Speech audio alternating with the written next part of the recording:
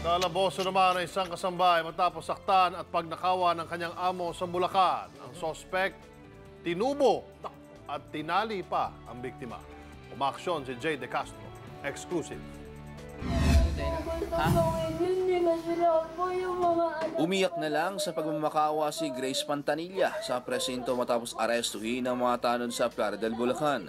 Inireklamo ang kasambahay dahil sa tangka umanong pagnanakaw at pagpatay sa among si Celia Pascual. Kwento ng biktima, palabas na siya ng banyo nang bigla umanong hatawin ni Grace ng tubo. Ito yung ginamit na pamalo sa ulo ko. Ulo, braso, binti, tuhod. Itinali pa umano ang kamay ni Pascual gamit ang kable ng electric fan saka sinakal gamit ang kortina. Nagmakaawa raw si Pascual sa kasambahay na huwag siyang patayin kapalit ng susi ng kanyang drawer. Habang abala ang suspect sa paglimas ng mga alahas at gadget, dito na tumalon sa bintana ang biktima at humingi ng tulong. Pinasok namin yung bahay ay nasa underground pala yung suspect. Kaya agad na po silang nahuli agad.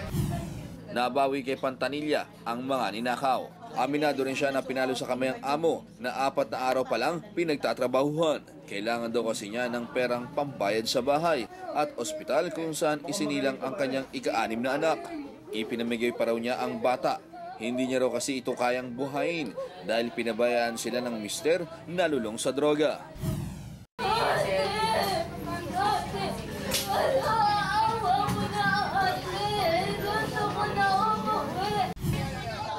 Desidido si Pascual na kasuhan ang kasambahay. Umaaksyon, Jay De Castro, News 5. Be sure to come back. News 5 everywhere. Copyright 2016.